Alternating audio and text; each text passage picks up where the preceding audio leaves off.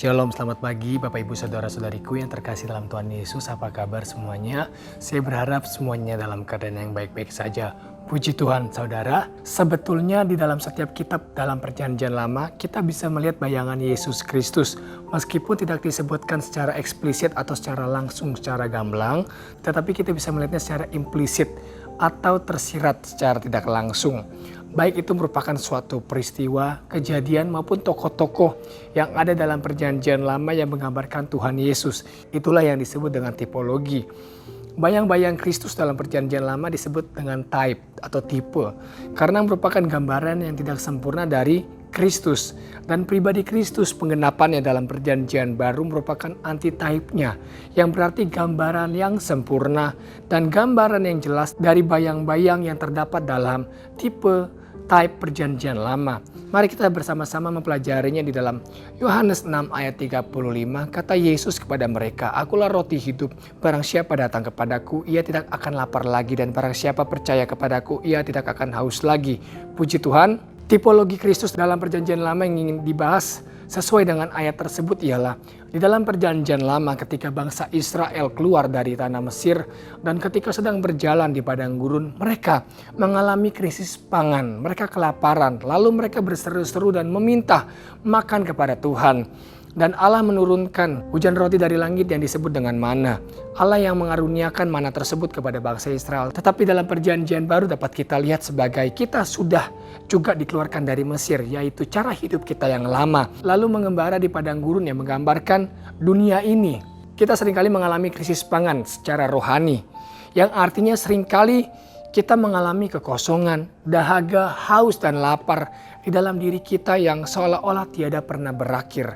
Tetapi puji syukur kepada Tuhan, dari ayat yang sudah kita baca, Yesus merupakan roti hidup yang turun dari sorga untuk memuaskan setiap rasa lapar dan dahaga yang kita miliki. Dalam perjanjian lama, Allah menurunkan mana dari langit untuk memberi makan bangsa Israel selama mereka mengembara di padang gurun. Kita sebagai umat percaya juga telah menerima roti hidup. Roti hidup itu yang telah diberikan oleh Bapa kepada kita. Sehingga dapat memuaskan setiap dahaga yang kita miliki selama menjalani sisa-sisa kehidupan di dalam dunia yang fana ini.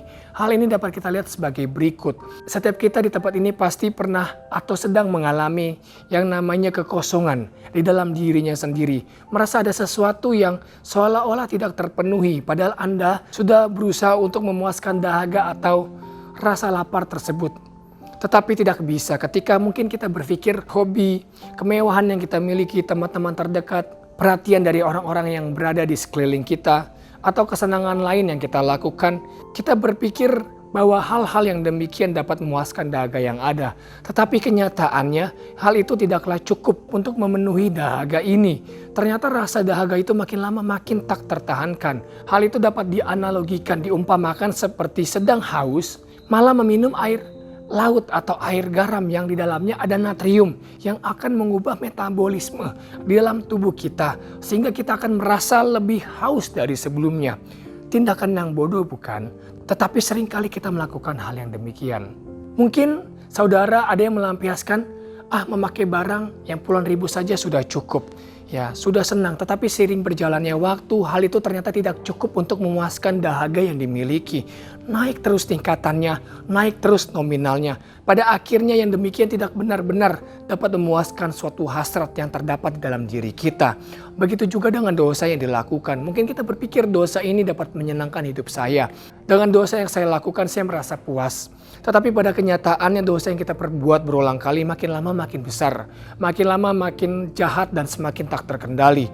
Dan jika tidak bertobat, hal itu akan membinasakan saudara. Mengapa hal itu dapat terjadi dalam kehidupan kita? Apa sebabnya setiap kita tanpa terkecuali memiliki suatu kekosongan dalam diri kita? Kita harus mundur ke belakang terlebih dahulu, ke zaman penciptaan Adam dan Hawa. Di Taman Eden, Adam dan Hawa memiliki hubungan dan relasi yang begitu intim dengan Tuhan. Di dalam diri Adam terdapat roh Allah. Itu dapat dilihat dari ketika Allah menjadikan Adam. Meskipun tubuh jasmania Adam dari debu dan tanah sudah jadi, tetapi ia belum menjadi makhluk yang hidup. Karena Allah belum menghembuskan napas kehidupan, yakni roh Allah itu sendiri ke dalam tubuh Adam. Ketika Allah mengembuskan napas hidup rohnya kepada Adam, barulah Adam menjadi makhluk yang hidup. Roh Allah itu berdiam diri di dalam diri Adam. Akan tetapi ketika Adam dan Hawa menyalahgunakan kehendak bebasnya dengan tidak taat dan memberontak kepada Allah, Roh Allah itu undur daripadanya. Adam mengalami ketiga kematian. Yang pertama, Adam mengalami kematian secara jasmani. Adam menjadi terbatas perihal jangka waktu hidupnya di dalam dunia ini. Adam bisa mengalami kematian secara fisik. Yang kedua, Adam mengalami kematian secara kekal di dalam neraka, terpisah dari Tuhan selama-lamanya. Dan yang ketiga, inilah yang menjadi pokok pembahasan kita pada hari ini, kematian secara rohani. Adam mengalami kematian secara rohani, yang artinya adalah roh Allah undur daripada Adam. Allah yang Maha Kudus tidak bisa bersatu dengan dosa. Sejak pada saat itu manusia mengalami suatu kekosongan karena roh Allah itu telah pergi, telah undur dalam diri Adam. Maka dari itu Kristus berkata, "Akulah roti hidup, barang siapa datang kepadaku, ia tidak akan lapar lagi, dan barang siapa percaya kepadaku, ia tidak akan haus lagi." Kita semua sudah mengalami kekosongan. Ada suatu missing link di dalam diri kita. Ketika roh Allah undur dalam diri Adam, manusia mengalami kekosongan yang tiada taranya. Karena kekosongan tersebut merupakan kekosongan yang sebesar Allah di dalam setiap pribadi kita. Maka dari itu kekosongan tersebut harus diisi dengan pribadi Allah itu sendiri. Tidak ada yang dapat menggantikan pribadi Allah itu sendiri. Allah tidak mempunyai pembanding maupun pengganti. Ketika kita mengetahui kebenaran ini, jangan cari lagi pelampiasan atau pemenuhan kebutuhan tentang apapun juga kepada yang lainnya. Anak-anak yang kurang mendapatkan kasih sayang dari orang tuanya, jangan sampai melampiaskan hal itu kepada teman-teman atau bahkan kekasih hatimu sendiri. Mereka tidak akan pernah sanggup dan bisa untuk mengisi kekosongan yang Anda miliki. Para pasangan yang suami istri yang sudah menikah, jangan lampiaskan hal-hal yang lainnya, cari pemenuhan di luar lingkungan yang ada. Tetapi marilah datang kepada Tuhan. Hanya Dialah yang sanggup memenuhi kebutuhan dan kepuasan batin saudara. Barang siapa juga yang suka mencari pujian, bermegah akan dirinya sendiri, merasa hebat akan setiap pencapaiannya karena merasa ini semua karena kemampuan yang kita miliki. Mungkin awalnya kita merasa senang jika ada yang memuji, tetapi makin lama tanpa kita sadari hal itu akan merubah diri kita menjadi pribadi yang jahat. Haus akan pujian, arogan, tolak ukur keberhasilan saudara, pelayanan yang kita lakukan hanya didasarkan pujian dari manusia semata. Fokusnya bukan untuk melayani Tuhan lagi, tetapi untuk mengisi kekosongan yang dimiliki lewat pujian atau dari yang lainnya. Ya, hal seperti itu harus dijauhkan dari setiap pribadi kita di tempat ini. Ada banyak sekali jenis kekosongan atau pelampiasan yang sering kita lakukan. Jika pada saat ini kita menyadari ternyata saya selama ini mengalami kekosongan, mari ada suatu penghiburan bagi setiap kita di tempat ini mendekat kepadanya. Karena kekosongan yang sebesar Allah tidak dapat diisi dengan apapun juga kecuali dengan pribadi Allah itu sendiri. Seperti dalam matematika saudara. Allah itu tidak terbatas. Seperti dalam matematika, tak terbatas itu artinya infinity ya. Kalau digambar seperti ini ya lambangnya dalam matematika. Tak terbatas atau infinity mau diapakan juga dibagi, ditambah, dikurang, dikali dengan bilangan apapun hasilnya tidak terbatas. Karena tak terbatas itu bukan suatu bilangan, tetapi suatu keadaan yang tidak terbatas. Infinity.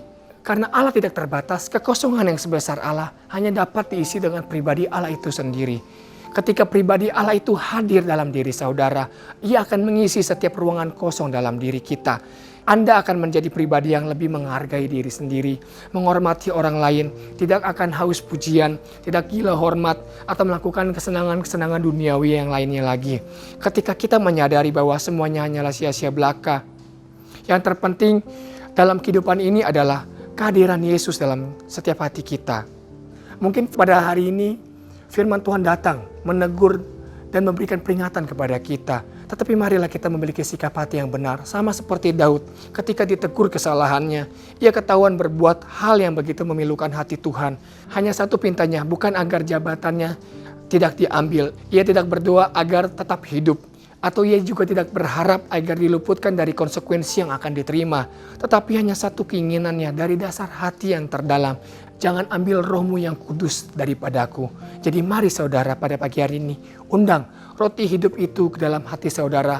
Anda tidak akan pernah merasa haus dan lapar lagi secara rohani. Puji Tuhan. Mari kita bersatu dalam doa. Bapa di surga, terima kasih atas kebenaran firman dan renungan yang telah kami dengar pada pagi hari ini ya Bapa. Kami mau mengundang roti hidup itu ke dalam hati kami, sehingga ketika Engkau hadir dalam kehidupan kami, dalam hati kami Tuhan, Engkau dapat mengisi setiap ruangan kosong dalam kehidupan kami, sehingga kami tidak akan pernah melampiaskan kepada hal-hal yang lainnya yang tidak berkenan sesuai dengan hati-Mu ya Bapa.